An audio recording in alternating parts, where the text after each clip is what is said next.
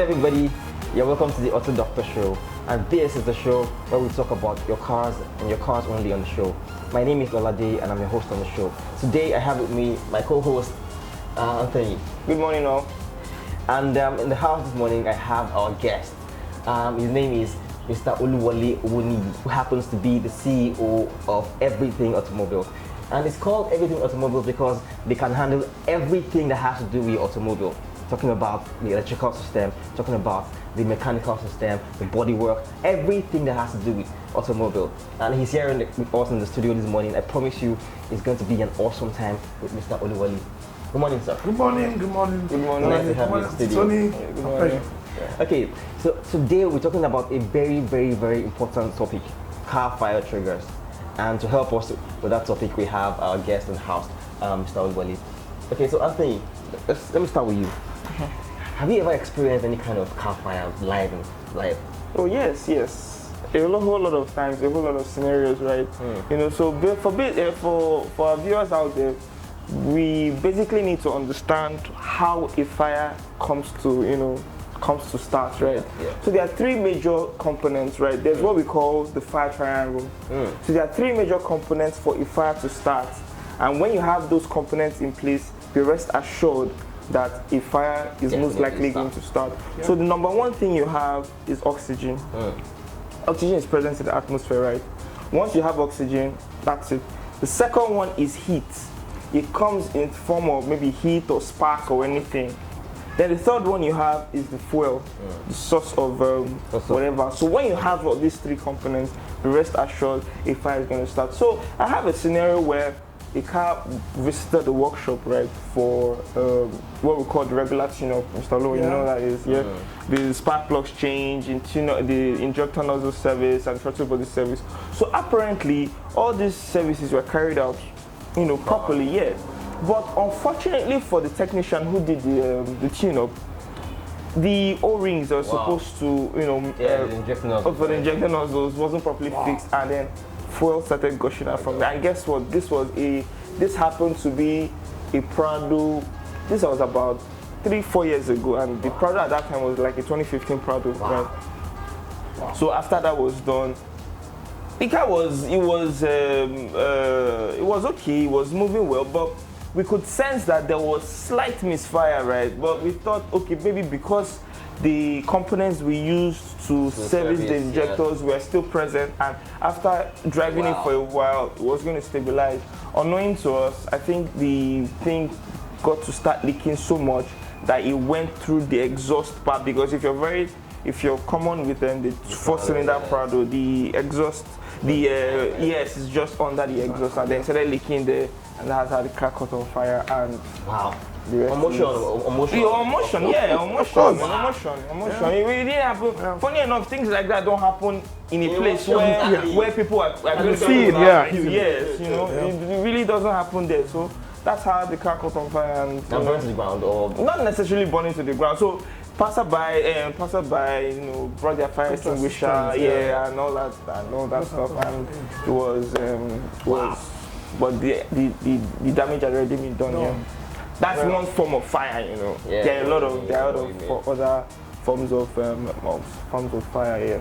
Wow. So Mr. Oluwole, since you're here live in flesh, I guess you're going to answer the questions.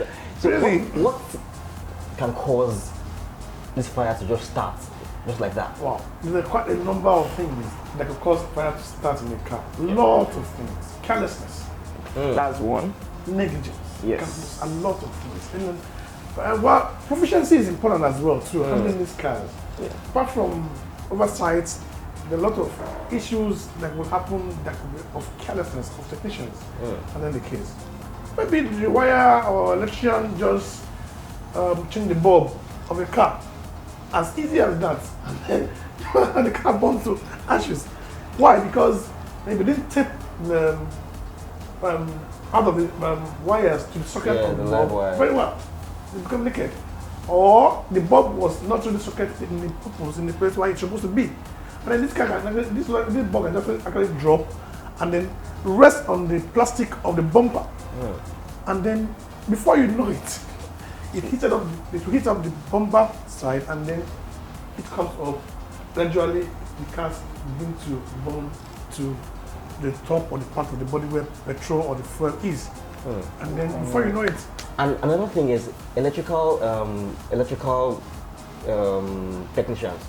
You know, when working on cars, they just touch the wrong wires, connect the wrong wires to somewhere, and you know, before you know, the car has caught fire.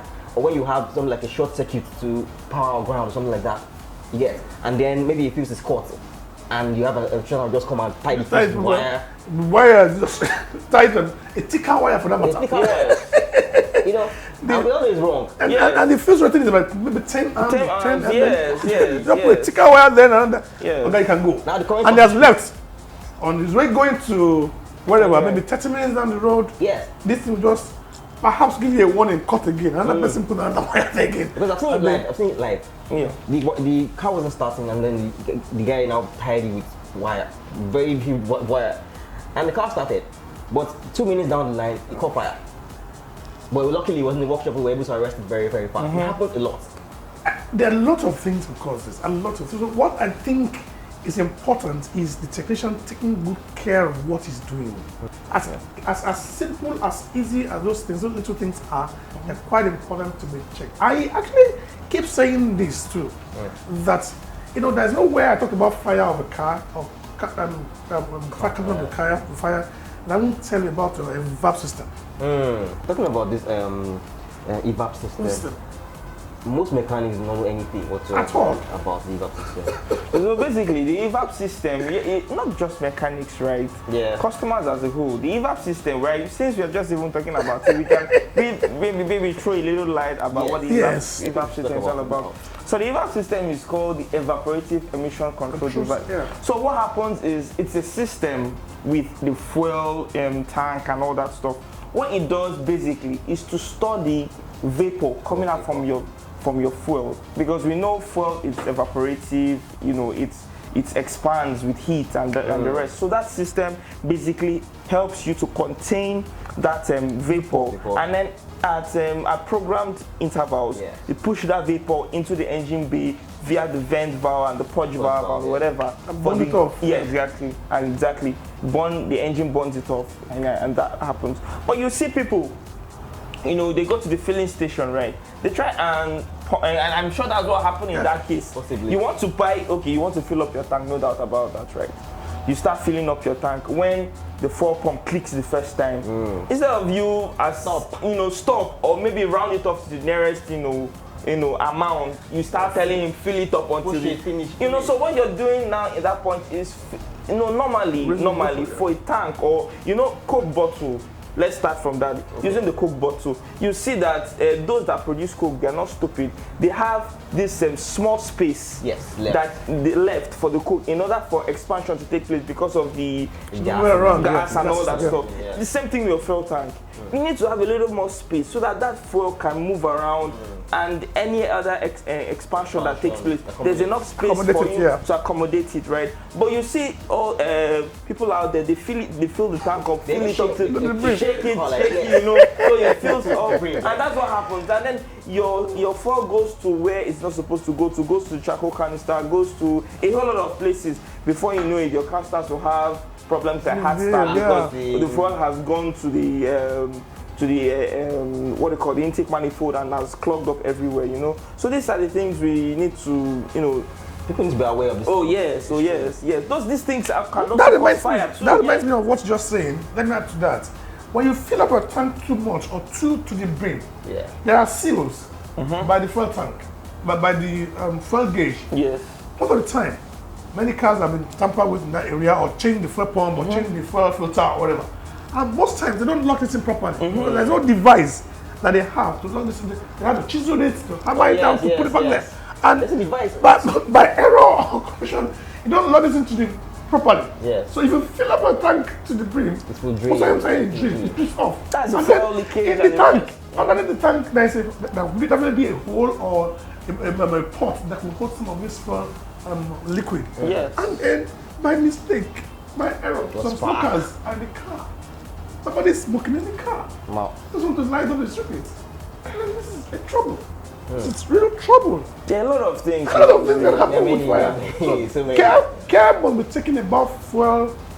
In fact, what you said about fire triangle is important. Yes. When I start fire triangle, One you can understand. just remove one. Yeah. Yes. Just look for target and remove one. Before take away or the the air CO. oxygen take away or terrible, just take one away. Then In most cases, when the fire has already started, you can't remove before again. You can't really remove. So basically, what you just need to do in the triangle of fire is just stand where you can. There's a way you can, there's a way you can. Well, so using the fire extinguisher, you're trying to extinguish the air. That's the only way you can take up easily. Exactly. That's the first. Exactly. That's blanket. It comes like a blanket Yes. to stick the air away, and then neutralizes the environment for oxygen to come into where the fire is. Another thing that causes fire sometimes is your exhaust system. That's the catalyst. Exactly. What? That is a very major point. Major point. Very major point. And you go park in a place where there is combustible element. Yes. Something, and then it burns red. Yes, burns red. Yeah, Yes, catch fire. and then it catch fire. Yes, Yes. because once any drop, whether oil be It anything, goes in there. catches fire. A whole lot of things. A whole lot. So A whole lot of things. now we know what causes a fire. Now, how do you prevent the fire from happening? Or what do you do when you are involved in the fire? Let's do it like that. Yeah, I think what you need to do for most is no panic. No panic. Because in the panic, you can actually get yourself even into the fire. Because there are issues where we find women or men seeing fire at the bonnet coming out from the fire. They want to open the bonnet. I'm trying to save the car now. Yeah. Because really, the best of it all, okay, put out the engine, in the first instance, come out, rush out. Then let's see how assistance can come. Then take a fire extinguisher. The next thing is take a fire extinguisher in the boot, and about perhaps in the boot, most times it's in the boot. Open the boot, then that gives you the composure you need to begin to spray from where you are. Spray. Try to put out, target where it's coming from, underneath the bonnet. But if you open the bonnet, it can actually come out onto your face. Yes. Another thing people should understand is how to use the fire extinguisher right. Thank you You very just spray fire Anyhow. extinguisher. Yes. You spray it at the base of the fire. At the base of the fire, the source of the fire. So when that panicking, it doesn't help. You need to be composed, which everybody understands an emergency situation, but then we all need to have composure when fire, this fire. We're even talking about when the fire has happened. So what are the things we can even do to even prevent it from happening in the first place? You know? Okay, we have Mr. Wilboli here now. Okay, we are here. We can throw our little one. Yeah, it is good to, I think, the first thing I tell people is go to who knows what to do. Thank you very much. Fire may happen, but you can prevent, you can reduce the occurrence by handling, by the professional person handling your car properly. Get to who knows how to handle the manner, the confidence, the professionalism is there to control. And perhaps they can quickly take responsibility for what happens quickly and quickly know where the problem comes Coming from. Another thing Another thing I want to even buttress is the fact that we car users, we have to be very observant. Our sense of smell, our sense of sight. Because imagine a scenario talking about fuel leakages and the rest. I want to believe that before a fuel starts leaking to the point that it catches fire. It should have been exactly the same thing with the catalyst, the same thing with the oil, same thing with the smoke. Smell. You see, so you need to be able to observe. You need to be able to observe, and not just that. Oh, you drive a car and then you just start up and you're going. Thank you for watching this episode of the Auto Doctor Show. This show is sponsored by AutoCheck Africa, your 360-degree automotive solutions company. With AutoCheck, you can apply for a car loan and get access to several finance partners. To apply, just visit www.autocheck.africa. Think cars, think.